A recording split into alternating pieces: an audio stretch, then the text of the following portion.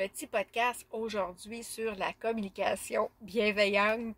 On est-tu plusieurs à devoir améliorer nos outils de communication pour rester dans la compassion le plus possible, dans l'empathie aussi.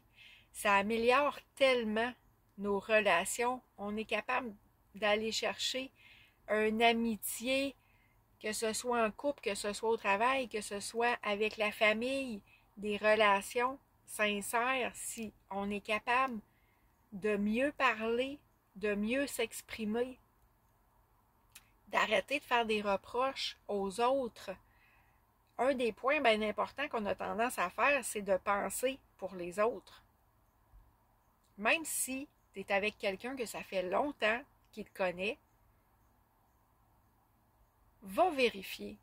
Penser pour les autres, là, il aurait dû le savoir depuis le temps qu'il me connaît. Il aurait dû faire ça. C'est jamais... La personne n'est pas toi. Comme tu n'es pas l'autre personne non plus, là. Apprendre à exprimer nos besoins, à être clair aussi.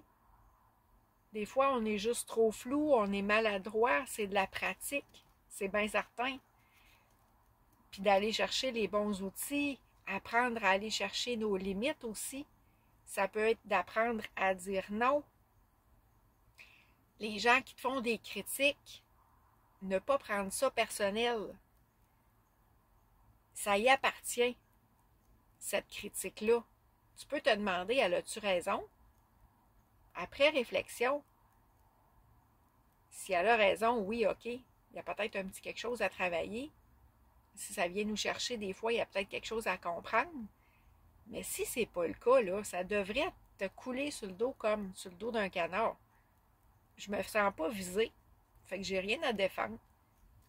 Fait que c'est just bad, cette parole-là. Elle ne m'appartient pas, elle ne m'atteint pas. Pour ça, il faut que tu fasses attention à tes paroles aussi. Est-ce que toi, les mots que tu utilises, les paroles que tu dis, est-ce que tu as une parole impeccable? Ça peut porter à réflexion. Je t'amène plein de points pour que tu observes tes conversations, que tu analyses, que tu aies l'heure juste.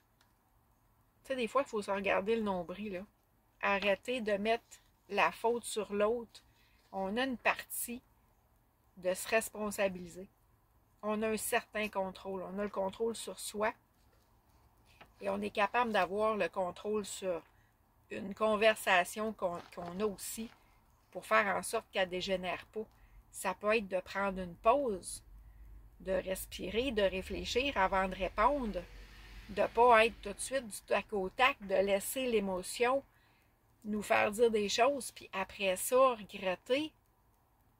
C'est bien mieux d'apprendre à gérer tes émotions, j'en parle dans des modules dans mon coaching, que de tout le temps être en train de t'excuser. C'est pas le but. On veut apprendre à arrêter de critiquer, à arrêter de juger, avoir plus de respect à quelque part dans nos conversations, notre interprétation. J'ai-tu raison d'eux? Des petits outils du genre, si j'ai bien compris, tu veux dire telle affaire, l'autre personne, elle va dire hey, excuse-moi, je me suis mal exprimée. Ou non, c'est pas ça que j'ai voulu dire. La personne, elle va apprécier que tu aies dit ça plutôt que tu repartes en bougonnant puis en ayant du ressentiment puis une grosse boule d'énergie négative en dedans en se disant encore là. Puis tout ça parce que tu as mal interprété quelque chose, là. Elle pense que si, elle pense que ça, puis là, ben, tu passes la journée à ruminer ça. L'autre personne, ça peut être la même affaire de son cas aussi. Fait que, tu sais, imagine les journées qu'on passe si on ne va pas clarifier tout de suite les choses. Des outils pour nous emmener à être plus dans le bonheur, dans un meilleur bien-être. Une compréhension meilleure de soi, mais des autres aussi. On respire. On le dira jamais assez. On est tout le temps trop pressé, ça va jamais assez vite. Mais on veut diminuer les conflits, on veut qu'il y en ait moins souvent. On veut qu'il soit moins intense, que ça arrête de dégénérer. Exprimer nos besoins, nos sentiments d'une meilleure façon. Parler au jeu, ça peut être un outil aussi. Puis tout ça, la pratique, évidemment, va faire en sorte que, en plus d'améliorer notre communication, nos relations, ça va nous amener bien plus de confiance en soi, d'estime de soi. On va être précis quand on va parler, on va être bien plus direct que de prendre 56 000 détours puis de perdre la patience de l'autre à quelque part, qu'à un moment donné, elle nous écoute même plus. Ça m'amène le point de l'écoute active.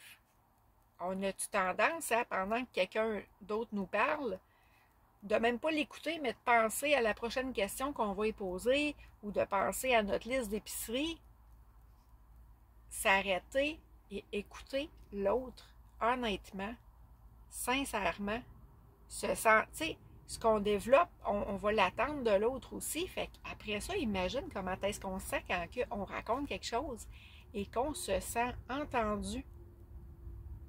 Ça va nous amener une bien meilleure résolution de problèmes. C'est sûr qu'il y a des outils qui peuvent être physiques, dans le sens que si tu es en train de raconter quelque chose à l'autre qui peut-être vient te chercher émotivement, puis l'autre est comme tout évaché, puis elle baille en même temps, le verbal, le non-verbal, il parle aussi, hein? Fait que c'est à faire attention. Essayez, c'est sûr, d'avoir une voix un peu plus ferme qui porte un peu plus. Mais ça ressemble à ça. Jamais de gros mots. Gérer notre agressivité. Ne pas rendre les autres coupables. Ne pas chercher qui a raison. C'est toutes des choses qu'on a vraiment matière à travailler dans notre communication pour en venir à avoir des meilleures relations. Si tu veux en savoir plus, viens me poser des questions, ça va me faire plaisir d'y répondre. Je te souhaite une belle journée.